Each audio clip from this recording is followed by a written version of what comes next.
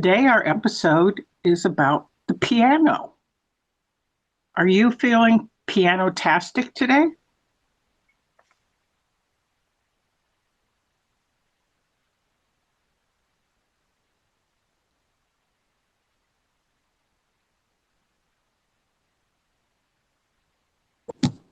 Sorry, I apologize. I forgot to unmute myself. Hi.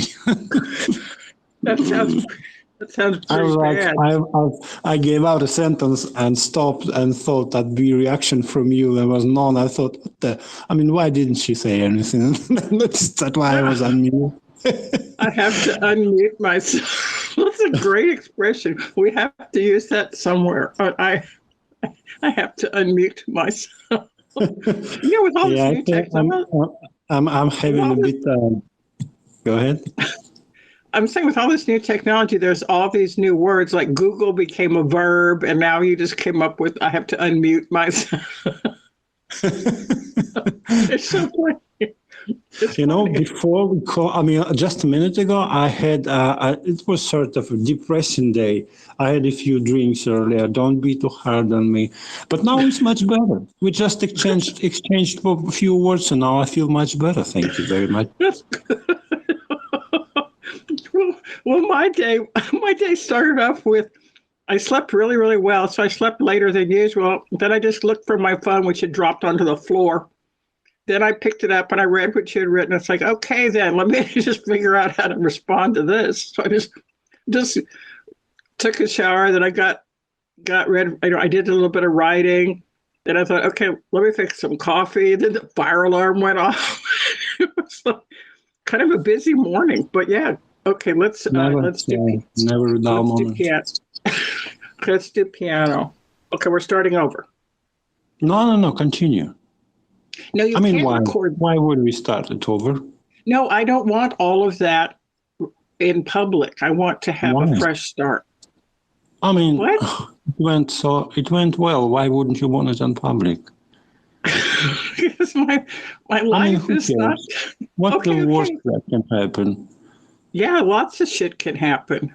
Yeah, okay. So let's continue. Really? Okay. Yeah. You didn't say anything compromising, right? Nobody saw your face sometimes because we don't have a video recording. So it's only sound, which I like. And if we continue, I think that's okay. I love like spontaneous moments, which are not supposed to be on air, but they are. These are definitely spontaneous moments. And I would like for you to mute yourself for just a moment, quietly mute yourself. And I want to welcome our, I was going to say victims, our, not customers, our subscribers to our episode called Piano. And I think everybody has some memories or little ideas about piano songs they've heard, or maybe they took lessons, or maybe they tried to take lessons, or maybe a piano caught on fire. When did you get started by being interested in the piano? Well, many years ago, I had this psilocybin trip. It's, I don't want to talk about that, but okay. On a remote Scottish island, I was in the UK at the time. And I heard that music. I don't know where it came from. And it felt like a therapy, really. Like, I don't know, music therapy, if you please. And then it took an unexpectedly quiet turn. I thought, well, I always wanted to learn to play piano. I came into this small hotel, like 2-story building, very old. And there was this woman playing piano. And since then, I've kind of been in and out playing myself. But you have to have piano in order to practice. It's not like guitar or violin. So you have to be. Oh yes, that is so true. I bought myself a digital one, which is easy to carry. It's not easy to carry, but still, it's much easier than the real one. Like a keyboard. Yeah, no, it's a full-scale piano, like 88 keys. Casio, I guess. Yeah, it's the same size, and it's digital. But every time I play, I catch myself thinking, the live sound, I mean, it sounds the same, very much the same, and feels and sounds so much like the real thing, but still somehow that's not the life. Yes, Because the that is true. vibration you have from a real instrument are a little bit different. They go through you, and you feel like you've been healed. That is a beautiful story. We have been working on our other story, Drop and Roll, and there's going to be some new installments. There's going to be a part which will include something about abandoned vibrators on the shore of life. So some of you might want to listen to that. We have new subscribers, and we would like to thank them. I have some memories of pianos and real pianos versus, keyboards, digital, electronic, da da da da da da da.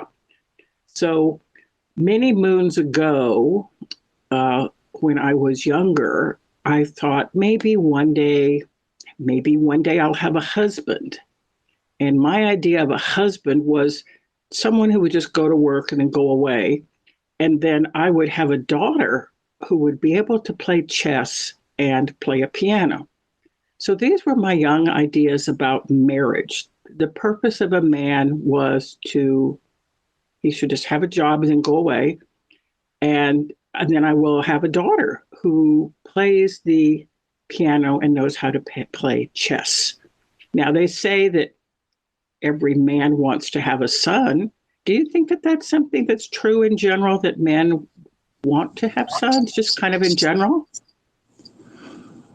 Well, now when you ask me, I say that it's a huge responsibility, and I would like to have a son. But now I think I've been blessed with two kids, with two daughters, and I see. Maybe I'm getting old, but I see God's will in everything.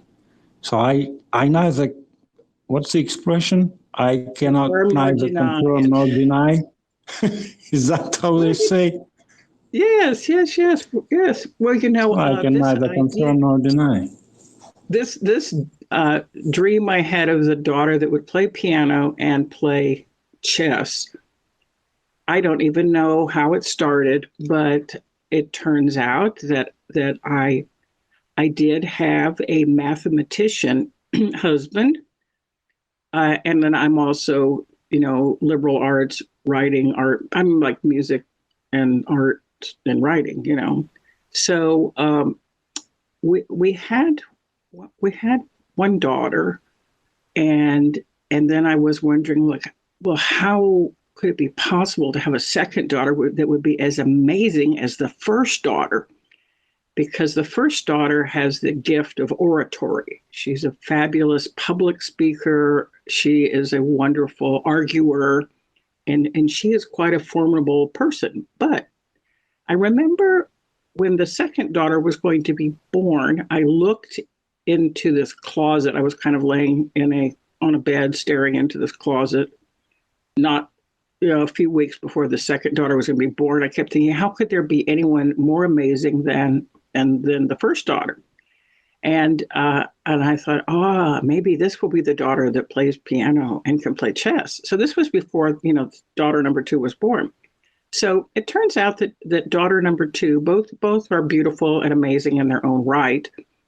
But this is all good, coming back to the piano.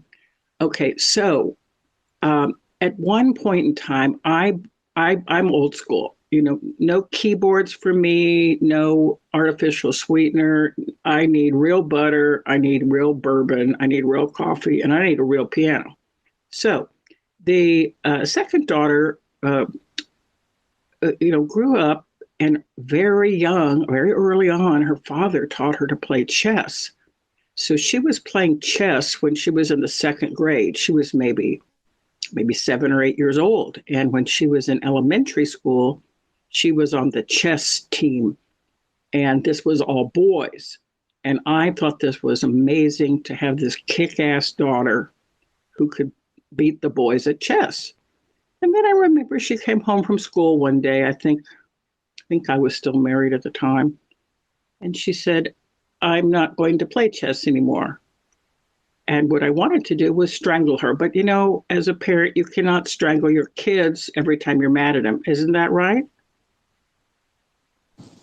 Every time you mad at your kids, you cannot do what? Strangle them, like kill them. Every time you're No, mad, you absolutely. can't. No, I'm against. I mean, I don't know how. We have these scientists in Russia, in Soviet Union, back 50 years ago, who was very reputable in terms of young generation, how to Discipline children. discipline children, right? It's a huge study. I don't know, but personally, I again, maybe I'm getting old, but I think first of all, you should use yourself as example. Any kind of punishment, I mean, sometimes it's needed, especially with boys, I think. But I guess again, maybe it's all genetically predisposed. If man is created to be bad, he'll stay bad throughout his life, no matter how many times you punish him or how many times you force him to read the Bible, for instance. So you Right. cannot strangle your child or kids for things you don't like, especially that, maybe. Hey, you ever heard the theory that we, as being spiritual beings, we sort of your kids, maybe it's possible that they lived out their 50s life and you're only going through your 20s, and metaphysically speaking, metaphorically, they're older than yourself. Okay, let's pause on that because we have a lot to digest here. Yes, I have heard, and as I have grown older, I have found that sometimes the words that I taught my children have come back to be used on me. That means some of the things that I've said to them as I was raising them, like, if you would just focus, you could get this accomplished. So I have grown up to hear those words spoken by one of my daughters. It's like, who's the adult here? Like, if you would just focus, you could get this accomplished. So the idea of the child is the father to the man is a famous poem, words from a famous poem, but dragging this back to the piano, I really do feel like some of the karma or providence of God is worked out through our children and with our children. And, actually we learn certain things from our children. And I think our children actually teach us. I know that when this child was playing chess, I explained to her that you can leave the chess club, but not until you finish. You must finish the semester. So I believe that people could choose what they want to do, but they need to finish what they start. So I just asked her, well, why do you want to, leave the chess club? You're winning contests, and look at your nifty little trophies. She goes, I don't know. My girlfriends, we want to be crossing guards. We're going to wear a badge and have a stick with a flag on it, and we're going to be directing traffic. So remember, these are little 8 and 9-year-old girls. And I thought, okay, choose your battles. I go, okay, go ahead. So, she was a crossing guard for a while, then she grew up, and then she always had these really beautiful long fingers.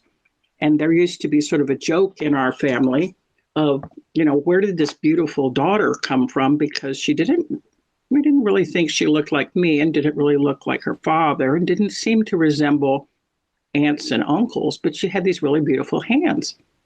And both girls, I took them to piano lessons, for about 6 weeks. And one girl was 15 and the other one was 11. And, the 15-year-old didn't much care for it because she didn't like to follow instructions. And so she quit piano. But the other one did not like the piano lessons because she did not want to play what she called baby songs. She wanted to play real music. So we stopped piano private lessons for a while. And then somebody who lived next door to us knew that one of the daughters liked to play piano. And she said, well, then I was divorced.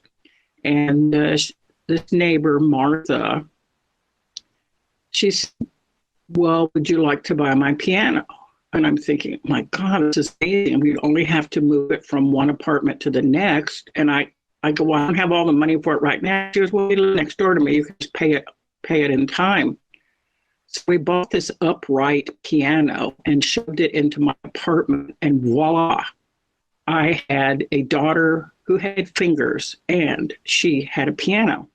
And that piano, I moved several times to another apartment upstairs, to another apartment across town. I paid more money for the moving of that piano because I wanted my daughter to play on a real piano.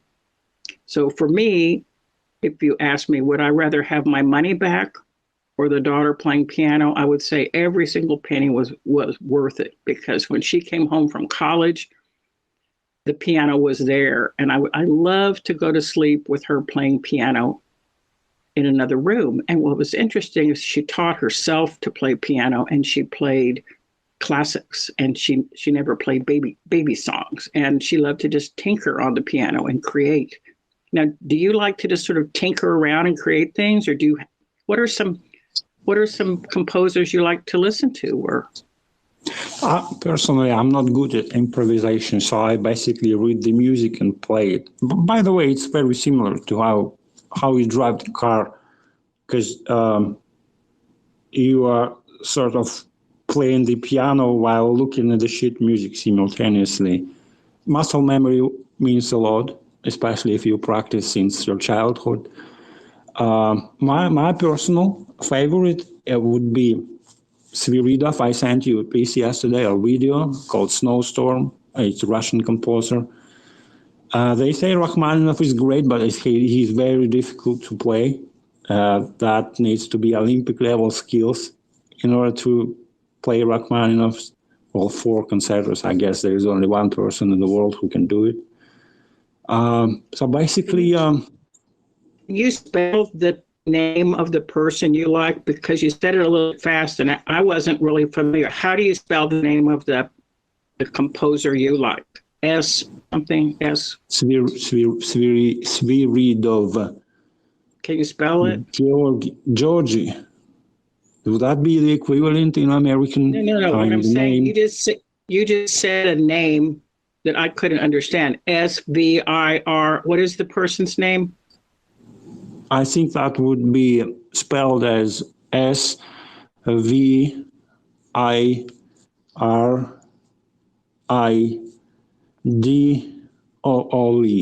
Yeah, I guess Sviridov. And the piece is titled "The Snowstorm." It's easy to Google. I can spell snowstorm, but I'm saying snowstorm is a title of movies and everything. But I actually listened to that Snowstorm, and it's really quite beautiful, and it's very haunting. I think my daughter would like to play that. You ever tried yourself? Have I ever cried? No. You ever tried playing piano yourself? I'm not a piano person. I'm guitar. I play guitar. I used to play guitar. I used to play piano when I was in the 5th grade. A lot of things happened to me around the number 5 and 15. Like when I was 5 years old, it was a good year. When I was 15 years old, it was a good year. After that, it's been pretty much downhill. No, when I was in the 5th grade, I went to a Catholic school called Holy Family. And we wore uniforms, and we had music and art lessons. And we would go into this big room that had a piano, and we would learn different little piano songs. And I remember in the summertime, we would go up to this was in San Antonio, we'd go up to the building where Holy Family was, big brick building. And my sister and I would just sneak into the piano room, and my sister and I would play little duets that some of them we knew and some of them we made up. So I guess I played piano a little bit when I was in fifth grade. You mentioned guitar, and I thought, wow, I mean, this is the next level, because in my view, playing guitar is much harder than piano. Well, guitar, there's a lot of musicians around Dallas, Ryan Berg, Nick Snyder, Mitchell Ferguson, Sean Pittman, so many musicians that are just so fabulous. And I have followed, musicians and artists for some years. And, Wendy is with a band called Sugarbush. She's the lead singer, but guitar is really quite wonderful. One of my favorite guitar players in Dallas is Texas Slim, and he has a really great song called "Come Have Coffee with Me." So we've got some episodes about coffee, several seasons back. But I would say that one of my favorite pianists and piano experiences, I love Glenn Gould, Gould, his Goldberg variations on Bach, Bach. So when my children had grown up, one of them lived up near Manhattan and Brooklyn, and the other one moved to Portland. So they were on the different coasts. But I went to go visit the lawyers, and I used to always have a cat. So my son-in-law referred to me as Mom Cat. Mom Cat, we have a surprise for you. I go, okay. So we were going to go to midnight mass at St. Patrick's Cathedral or some beautiful place in Manhattan. And it was the night before Christmas. So they said, well, let's get dressed up. I go, okay, why? He goes, well, we're going to go eat Chinese food. Okay. So I get dressed up and they get dressed up, and they're driving. And we go to this place where a barge is parked, a BARGE. And there is a famous, fitted out for a concert, series of performances called Barge Music. And the person the company that does barge music, they invite pianists from around the world to play inside the barge. And so we are going down these streets, and finally they park. I go, well, I don't see any Chinese food restaurant. They go, well, this is a surprise. So we get out of the car and we walk in. Everybody's like swanktastic, like fabulous coats and amazing shoes and handbags. And we walk in and they hand us our program, and someone is playing Glenn Gould's Goldberg variations by Bach. And the person who played it with no sheet music. It is a long piece, and there was no sheet music. This was like I had died and gone to heaven.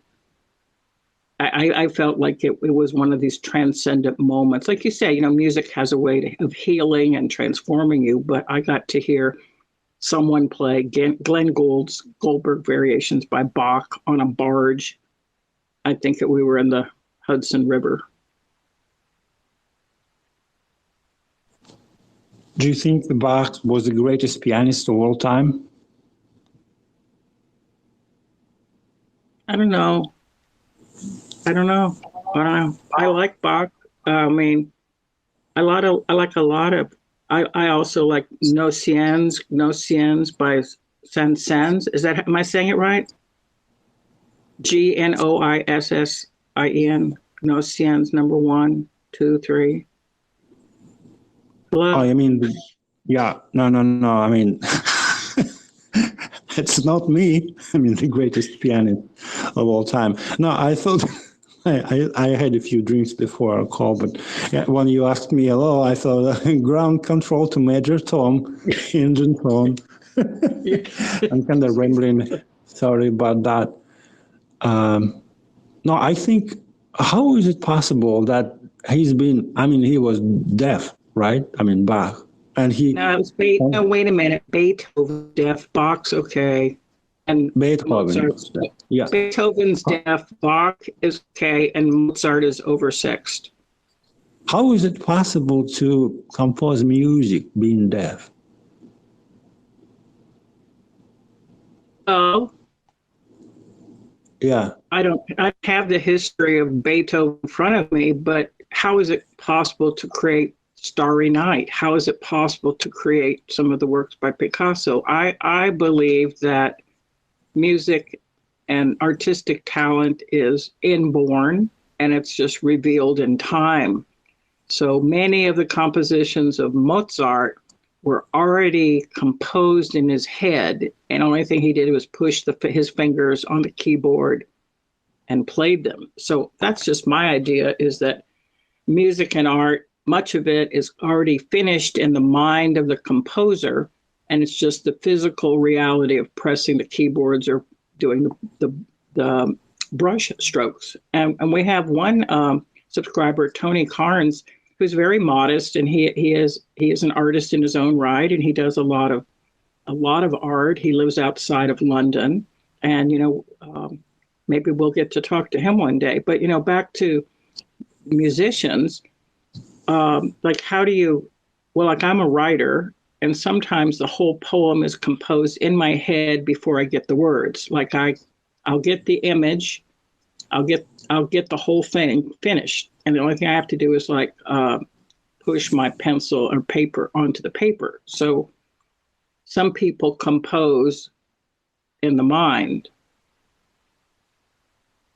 and then they just deliver it in the world.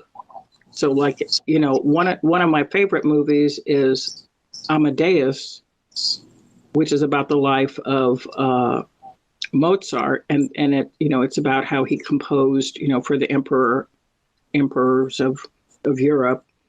But one of the most fabulous scenes is when Mozart is conducting Don Giovanni. Like, to me, that's like dying and going to heaven. I've seen that. I've seen that many times. The Don Giovanni, where the dead father comes to haunt the son. That just gives me goosebumps. Gosh, Yeah, I feel like I need a drink. Amadeus, you mean the movie? Amadeus Mozart. Yeah. He's a real person, who composed and lived in Vienna, was sponsored by King, I think it was King Joseph or Emperor or something, Joseph. But the film version of it is just called Amadeus. And it is really great. I would suggest to you and our subscribers that watch a YouTube video clip of it or a trailer. But it's like, I was living in Houston, and I love Don Giovanni, and somehow, because I was a teacher, I had won some tickets because the opera decides that the common man needs to go to the opera every now and then. So I had something like 10 free tickets to Don Giovanni. So I took the daughter that was in high school and her best friend, the little middle school daughter who, wasn't sure what she wanted to do with her life, and then a couple other students. We went there, and the little middle school daughter fell asleep, because she's like 11 years old, and we're like listening to a 3-hour opera, and she's like, Mom, I'm supposed to be doing my homework. I go, you're at Don Giovanni, like try to pay attention. But I just know that, in Texas, the arts have been, supported, quite well before the Trump era. But I don't know, I think that music and art has the power to transform us and lift us from the daily grind. Also, alcohol has that that potential. I know a few things more, but they're legal. Well, let's talk more about pianos. What other piano experiences have you had other than stumbling into this woman playing the piano? I don't mean to say you were stumbling. You happened upon. Yeah. Other experiences from acoustic or digital? I don't know. I told you that I have a digital piano at my apartment, and that's the only experience I'm having these days. For a I'm not good listening time, any call it opera. Yeah, sometimes I aromatherapy. use, that this video they post on YouTube, they're brilliant, brilliant. Before internet, people couldn't get any idea how many people play piano. But Oh, now you yes. can, you can find anything. And sometimes I oblige myself and turn on the TV because it has an internet connection. I can see and hear like the whole picture in front of me. And some prodigy playing, you know what's funny? Imagine the airport and the dude that dressed like a bomb somehow, because he's traveling from one place to another, but he's Olympic level pianist. And they make this prank now and then, but because in every airport there's a piano. And this bomb dude comes to it and starts playing. And he plays like, I don't know, I have no words how to describe this. No, But I think I've seen some of those. There's one video of a young guy in Charles de Gaulle Airport, and he's maybe, I don't know, 30 years old, 25 years old. He just goes up, he's sitting at a piano and he's playing a little bit. And another guy comes by with a backpack.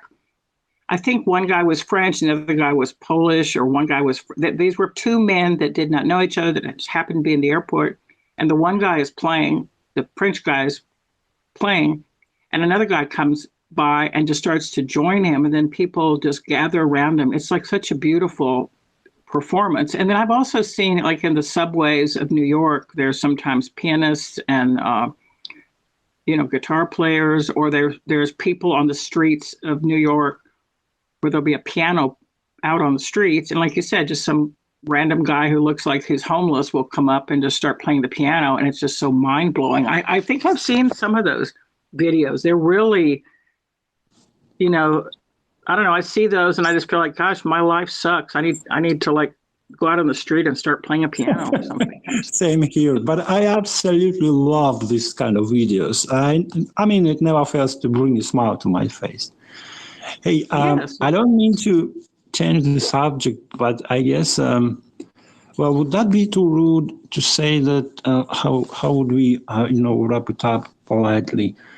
Because We would wrap it up in our usual method by playing another musical instrument, the bell. thank you.